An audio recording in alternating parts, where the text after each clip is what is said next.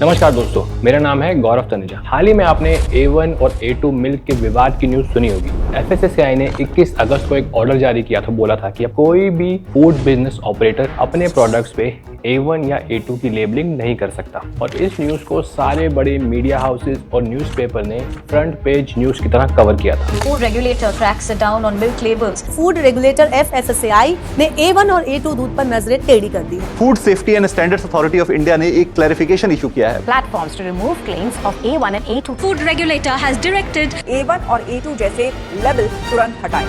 मतलब कि regulatory body ये कह रही है कि A1 या A2 करके कोई चीज नहीं होती। अगर कोई इसको प्रिंट करता है अपने बॉक्स पे तो वो मिसलीड कर रहा है जनता को। वैज्ञानिक तरीकों ने भी गिर की गाय, कांकरेज की गाय, इसका महत्व स्वीकार किया है। अब A2 मिल्क, जिस कांकरेज की गाय के दूध की एक विशेषताएं हैं, विशेष तत्व हैं, उसको आज उन्होंने मार्केट में रखा है। हेल्थ कॉन्शियस लोग हैं, जहां बच्चों को कुपोषण की समस्या है, ऐसे बच्चों के लिए A2 मिल्क, कांकरेजी गाय का A2 मिल्क उनके स्वास्थ्य के लिए उपकारक होने वाला है। अब सवाल ये खड़ा होता है, यहाँ दो पक्ष बन जाते हैं, FSSAI और PM। सिंप्लिसिटी के लिए आप ये समझ लीजिए, जो भारत की देसी नस्ल है उसको हम बोलते हैं A2 काव, जो कि A2 मिल्क देती है। और जो विदेशी नस्ल है जैसे HF काव या जर्सी काव, उसके मिल्क को बोला जाता है A1 काव। तो भारत सरकार ने अपनी देसी काव को बचाने के लिए काफ़ी सारे मिशन स्टार्ट किए हैं, जिसमें से सबसे मेन है राष्ट्रीय गोकुल मिशन। सरकार ने 4109 करोड़ रुपए खर्चे हैं पिछले 10 सालों में। और अब रेगुलेटरी बॉडी कह रही है कि इसको बंद करते हैं, क्योंकि A1 और A2 जैसी कोई चीज़ नहीं हो। और भी जो सरकार ने काम शुरू किया है, national Kamdhenu breeding centre, central herd registration scheme, Rashtriya Kamdhenu आयोग। देखिए, वीडियो में आगे बढ़ने से पहले मैं आपको एक डिस्क्लेमर देना चाहता हूँ। हो सकता है कि ये टॉपिक में आपको लगे कि मैं थोड़ा सा बायस्ड हूँ A2 और देसी काव के लिए। ऐसा हो भी सकता है, क्योंकि हम खुद एक गौशाला चलाते हैं जहाँ से हम रोजियर फार्म्स के नाम से अपना देसी घी और बाकी मिल्क प्रोडक्ट्स बेचते हैं। हम खुद गुजरात गए थे, वहाँ से अपनी गिर काव लेके आए थे। फाइनली श्री गणेश हो गया, हमारी पहली काव फार्म की आ चुकी है। जब मैंने इस टॉपिक के बारे में काफी सारी पढ़ाई की और रिसर्च की, and that is one more reason I am making this video, because मुझे थोड़ी जानकारी इस टॉपिक के बारे में। जब मैं पूरा कन्विंस हो गया था कि A2 काव या देसी काव की गुणवत्ता पे, तभी मैंने ये बिजनेस स्टार्ट करने का फैसला किया था।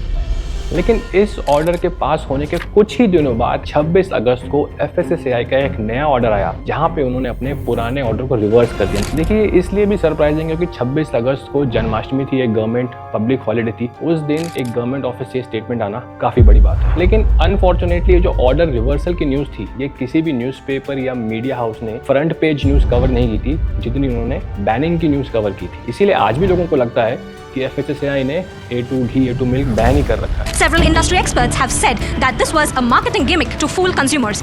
Firstly, it is very difficult to test the presence of A1 or A2 protein, and secondly, there are no studies which prove that A2 is better than A1. Because A2 market is growing, many people want safer milk. Most people want safer milk. That's why these big corporations are finding it as a threat. In fact, there were some companies that had given a statement few days before the FSSAI order had come, similar to what the FSSAI spoke.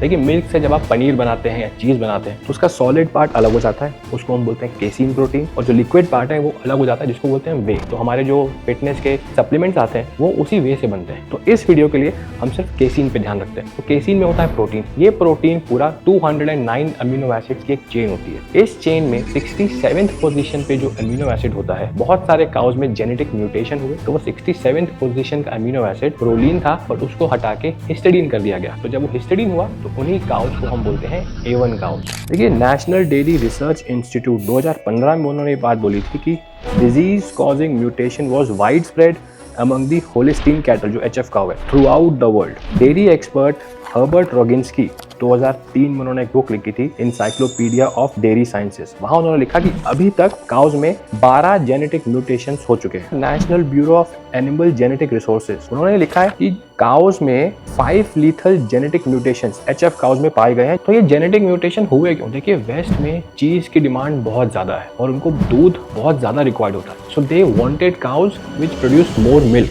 there is no conclusive evidence that A2 is better or healthier than regular milk. देखिए, आपको internet पे बहुत सारी ऐसी researches मिल जाएंगी जो A1 और A2 milk का आपको डिफरेंस बताती है। एक चाइना में ऐसी रिसर्च हुई थी, इसमें 104 चाइनीज सब्जेक्ट्स लिए गए थे, और चाइनीज इसलिए क्योंकि ऐसा माना जाता है कि चाइनीज लोग सबसे ज्यादा लैक्टोज इंटॉलरेंट होते हैं। देखिए, जब ये चाइनीज स्टडी हुई थी तो इन 5 पैरामीटर्स पे जो आपकी स्क्रीन पे दिख रहे हैं, इन पे टेस्टिंग हुई थी, और जब रिजल्ट आया तो ये पाया गया कि जो ग्रुप जिनको A1 मिल्क दिया गया था उनके gastro intestinal symptoms, transit time, inflammation, SCF account और बहुत सारे पैरामीटर्स बेसलाइन वैल्यू से नीचे थे। वहीं जिस ग्रुप को A2 मिल्क दिया गया था उन पे कोई एडवर्स इफेक्ट नहीं दिखा। एक और इंटरनेशनल स्टडी हुई थी जहाँ पे 41 सब्जेक्ट्स लिए गए थे, और वहाँ पाया गया कि जिनको A1 डाइट दी गई थी उनमें एब्डोमिनल पेन और स्टूल कंसिस्टेंसी की दिक्कत हुई थी, लेकिन जो A2 डाइट जिनको दी गई थी उनका बिल्कुल नॉर्मल पैरामीटर्स थे। देखिए, हमारे जो स्क्रिप्चर्स हैं, वेदास या पुराण है, वहाँ पे भी कहीं गाय के दूध को A1 A2 करके क्लासिफाई नहीं किया गया, लेकिन हाँ, गाय के दूध के बारे में लिखा है कि वो सुपाच्य है, यानी इजीली डाइजेस्टेबल है। और आज के साइंटिस्ट और स्टडीज यही बताते हैं कि A2 मिल्क ह्यूमंस को इजीली डाइजेस्ट होता है। A1 A2 टर्म की खोज न्यूजीलैंड में 1993 में हुई थी, लेकिन हम हजारों लाखों सालों से दूध, दही, घी का इस्तेमाल कर रहे हैं। लेकिन दुर्भाग्य की बात यह है कि हमें अपने देसी काउस की वैल्यू तभी समझ पे आई जब कुछ फॉरेनर्स ने, विदेशियों ने हमें बताया कि A1 A2 क्या होता है। वेदाओं में घी को घृत के नाम से लिखा गया है, और हम सिर्फ ये खाने के लिए नहीं, हम इसको अग्नि में आहुति देने के लिए, गाय का गोबर और यूरिन पंचगव्य के रूप में एग्रीकल्चर में यूज करते हैं। इसकी मेडिसिनल बहुत सारे यूजेस हैं। आयुर्वेदा में, चरक संहिता में बहुत जगह इसको मेंशन किया गया है। ऋग्वेदा में गाय यानी काऊ का मेंशन 723 बार है, यजुर्वेदा में 87 बार, सामवेदा 170 बार और अथर्ववेदा में 331 बार। लेकिन ध्यान में रखने वाली ये बात है कि ये सारी देसी भारतीय नस्ल की काउस है। ऋग्वेदा खंड 1 सूक्त 71 और 9वें श्लोक में वहाँ लिखा हुआ है अमृत तुल्य दूध, यानी वहाँ पे दूध को अमृत से कंपेयर किया गया है। महाभारत 65-46 वहाँ लिखा है काउस मिल्क इज अमृत, अगर कोई गौ दान करता है तो वो अमृत का दान कर रहा है। राज निघातु ये आयुर्वेदा की बड़ी फेमस बुक है, और वहाँ पे भी काउस मिल्क को अमृत या पीयूष कहा गया है। ऋग्वेदा 5.19.4 वहाँ पे काउस मिल्क को मोस्ट डिजायरेबल ड्रिंक बताया गया है, और ऐसे बहुत सारे अनेकों हजारों मेंशन है हमारे ग्रंथों में। अथर्ववेदा 4.21.6 यहाँ लिखा है cow's milk gives health and vigour to weak. यहाँ पे काउ को एक राष्ट्र का माइंड और सोल बोला गया है। अनदर एग्जाम्पल कि cows milk was for human consumption. लेकिन बड़ा कुछ नहीं आता है, जब भारत में इतनी सारी देसी काउस थी और उनकी इतनी ज्यादा महत्व थी, फिर भारत में HF काउस कैसे आई और कब आई? देखिए, सन 1900 के आसपास भारत में मिल्क प्रोडक्शन बहुत कम हो गया था, और उसका रीजन था कि हम 1900 के आसपास एक गरीब देश बन चुके थे, क्योंकि जब ब्रिटिश राज यहाँ पे आया था उन्होंने हमें बहुत लूटा था। एंगस मैडिसन एक बहुत बड़े एमिनेंट इकोनॉमिक हिस्टोरियन है, वो अपनी book contours of world economy में लिखते हैं कि 1800 AD के आसपास भारत की GDP 25% थी, और ये तब जब उसके पहले बहुत सारे मुगल यहाँ पे आके हमारे मंदिरों को अनेकों बार लूट के गए। जब ब्रिटिश आए उन्होंने इतनी लूट मचाई कि जब वो यहाँ से गए 1947 में, तब हमारी GDP 2 या 3% के बीच रह गई थी। तो भारत इतना गरीब देश बन चुका था कि लोगों को अपने खाने के लिए उनके पास रिसोर्सेज नहीं थे, खाना नहीं था। बंगाल में फैमाइन आया था, एवरीबडी नोज दैट। तो उस कंडीशन में लोगों के पास इतना पैसा नहीं था कि वो अपने कैटल का रख रखाव कर सकें। They were forced to sell their cattle, और इसी के चलते भारत में मिल्क प्रोडक्शन बहुत कम हो गया था। हाल ये था कि 1960 में भारत को 55,000 टन मिल्क पाउडर विदेश से इंपोर्ट करना पड़ा था। देखिए, 1964 में लाल बहादुर शास्त्री आनंद गए, जो गुजरात में है, और उन्होंने इस प्रॉब्लम का सोल्यूशन निकालने की ठानी, और वहां पे तब फॉर्म हुआ आनंद मिल्क यूनियन लिमिटेड, जिसको हम आज अमूल के नाम से जानते हैं, और इस पूरे ऑपरेशन का नाम दिया गया ऑपरेशन फ्लड। देखिए, ये ऑपरेशन इंडिया का one of the most successful operation था। This was independent India success story.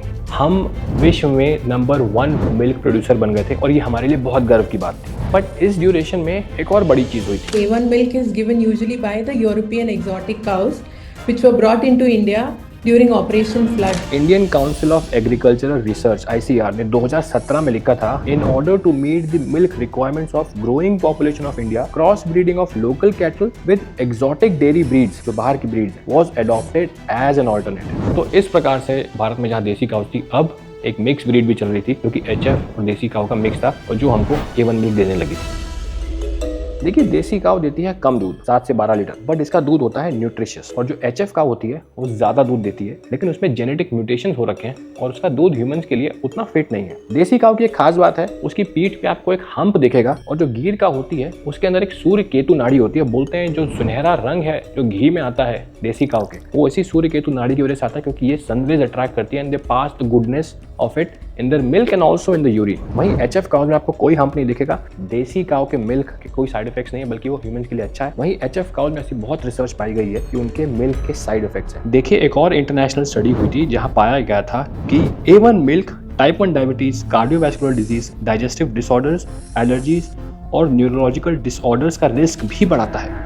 वहीं एक दूसरी स्टडी में पाया गया कि A1 मिल्क आपका LDL कोलेस्ट्रॉल भी बढ़ा सकता है। देखिए 2002 में स्पेन और मेक्सिको के कुछ रिसर्चर्स ने जॉइंट स्टडी की थी। उन्होंने पाया कि A2 milk showed poor coagulant properties. Coagulant क्या होता है, जब दूध आप बाहर रखते हैं तो जल्दी फट जाता है, वहीं A2 मिल्क जल्दी नहीं फटता। अब बाहर के देशों में उनको बनाना होता है बहुत सारा चीज, तो A2 milk is not that useful for them. और HF मिल्क जो जल्दी कोआगुलेट हो जाता है, जिसका सॉलिड पार्ट अलग हो जाता है, उनसे उनको चीज बनाने में आसानी होती है। This is exactly supported by what is written in Rigveda 10.179.3। ये श्लोक कहता है गाय के थन में ये दुग्ध रूपी हवि सबसे पहले पकता है। मतलब कि जो देसी गाय होती है उसके अडर में थोड़ा सा दूध पक जाता है, तब इसको बाहर रखेंगे तो बहुत जल्दी ये खराब नहीं होता compared to HF cows milk. Scientists have now confirmed that this is due to an enzyme called lactoperoxidase, which delays the coagulation, और ये सिर्फ देसी काउज में होता है। मॉडर्न रिसर्च ने आज ये एंजाइम को नेचुरली रीजनरेट कर लिया है to enhance the life of raw milk.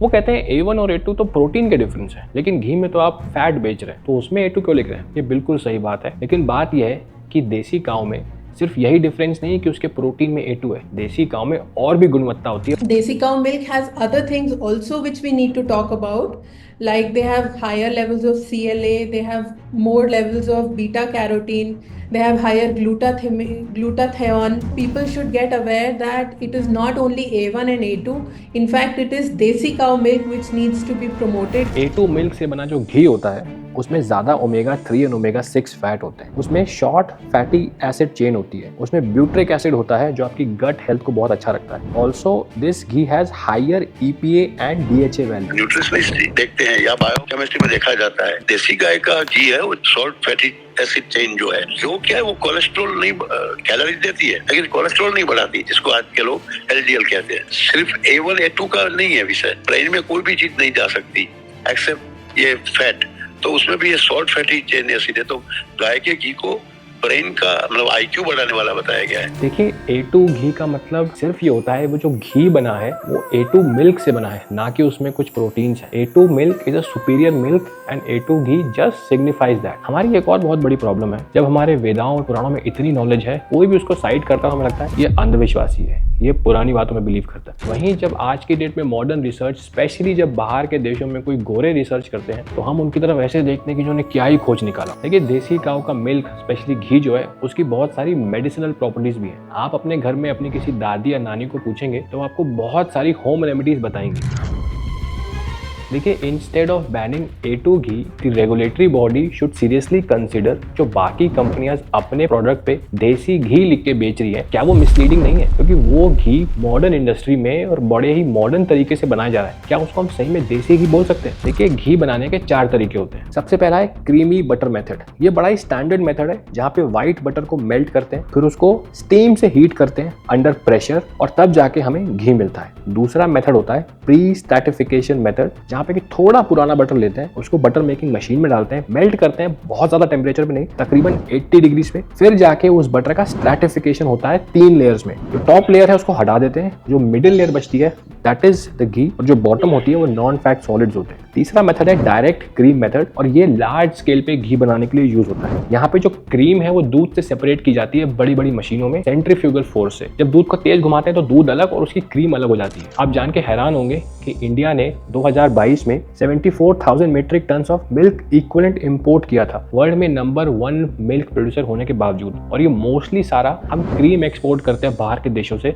ताकि हम यहाँ पे घी बना सके, क्योंकि यहाँ पे घी की खपत बहुत ज्यादा है। तो डायरेक्ट क्रीम मेथड में एक बार जब आपका क्रीम सेपरेट हो गया दूध से, उस क्रीम को हीट करते हैं और डायरेक्ट घी बनाते हैं। आपने इंस्टाग्राम में ऐसे काफी रील्स देखी होंगी जहाँ पे कुछ लोग क्रीम जो कि मलाई होती है उसको डायरेक्ट प्रेशर कुकर में हीट करते हैं और वो घी बन जाता है। अब लास्ट में आता है देसी मेथड। यहाँ पे मिल्क को पहले बॉईल करते हैं, फिर ठंडा होने के बाद उसमें फर्मेंटेशन लगाते हैं, उस दही को हम बिलोना करते हैं, बिलोना से मक्खन बनता है और उस मक्खन को हीट करके हम घी बनाते हैं। और सिर्फ इसी तरीके से बने हुए घी को हम देसी घी बोलते हैं, क्योंकि ये हमारा देसी मेथड है जिसका वर्णन हमारे टेक्स्ट में है और देसी काऊ के मिल्क से बनता है। बाकी जो प्रीवियस 3 मेथड्स हैं उनसे बने हुए घी को आप घी बोल ही नहीं सकते। That is at best called clarified butter. तब आप सोचिए बाकी कंपनीज जो घी बेच रही हैं, क्या उनको देसी घी लिखने देना चाहिए अपने पैकेट्स पे? Is that not misleading?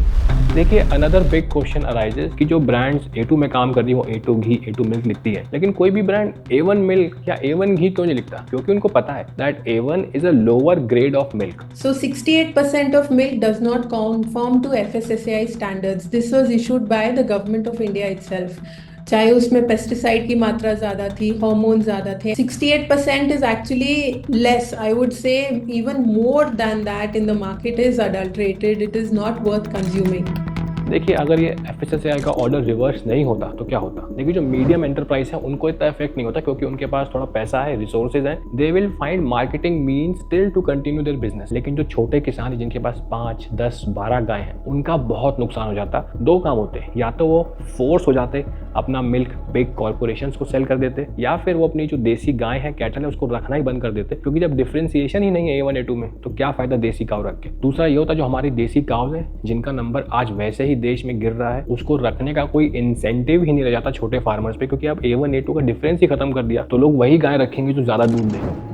देखिए, एक समय पे भावनगर के राजा थे, उन्होंने कुछ गीर काव ब्राजील को गिफ्ट की थी। ब्राजील में उनको गिर काव का महत्व समझ में आया और उन्होंने अपने देश में इसकी ब्रीडिंग चालू कर दी। अब हालत ये है कि आज के टाइम पे पूरे गुजरात में जो इंडियन प्योर नस्ल की गिर काव है उनका नंबर सिर्फ 5000 है। बिजनेस स्टैंडर्ड की एक रिपोर्ट के हिसाब से जो गिर काव 1967 में 15 लाख थी, आज वो मात्र 5000 है। और ब्राजील में जिन्होंने उस ब्रीड पे काम किया, ब्राजील में आज वो नंबर 40 लाख है। इसीलिए आप आश्चर्यचकित हो जाएंगे कि आज की डेट में इंडिया ब्राजील से गिर बुल का सीमेन इंपोर्ट कर रहा है। मैं तो बस ये कहना चाहूँगा, जो देसी काउज है भारत की, वो that is the pride of India. हमें उस पर गर्व लेना चाहिए कि हमारे पास एक ऐसी चीज़ है जो विश्व में किसी के पास नहीं है। हमें इसको और बड़ा बनाना चाहिए। एक पूरी एक्सपोर्ट इंडस्ट्री यहाँ खड़ी कर सकते हैं, भारत के लिए एक नया रेवेन्यू स्ट्रीम यहाँ खड़ा कर सकते हैं। बट अनफॉर्चुनेटली हम खुद ही अपने पैर पे कुल्हाड़ी मार रहे हैं और उस पूरे रेवेन्यू स्ट्रीम को हम बंद कर रहे हैं। और ये भारतीय देसी काव, इसका सिर्फ मिल्क ही नहीं, इसका यूरिन भी एक्सपोर्ट करते हैं। इसका जो काव डंग है उससे फर्टिलाइजर बनते हैं, जैविक खाद बनती है उससे, पेंट्स में भी आजकल यूज हो रहा है। इसका एक पेंट अप्रूव भी हो चुका है सरकार द्वारा और इसके मेडिसिनल यूज भी बहुत सारे हैं। देखिए, वीडियो के एंड में मैं बस यही कहूंगा कि instead of looking these cows at just A1 and A2 milk, हमें इसका क्लासिफिकेशन करना चाहिए देसी काउज वर्सेस फॉरेन ब्रीड्स या जैसे HF या Jersey, because desi cows is more than just a A2 milk. जब तक हम अपने भारतीय संस्कृति में, अपने इतिहास में गर्व नहीं लेंगे और ये नहीं मानेंगे कि हाँ वहाँ पे जो लिखा हुआ है वो सही है हमारे लिए, हमारी हेल्थ के लिए, तब तक ऐसा होता रहेगा कि बाहर के लोग कुछ भी रिसर्च करके आएंगे और हमें सिखा के चले जाएंगे। Thank you so much for watching this video. अगर आपको वीडियो अच्छा लगा तो ज़रूर कमेंट करके बताएं। धन्यवाद।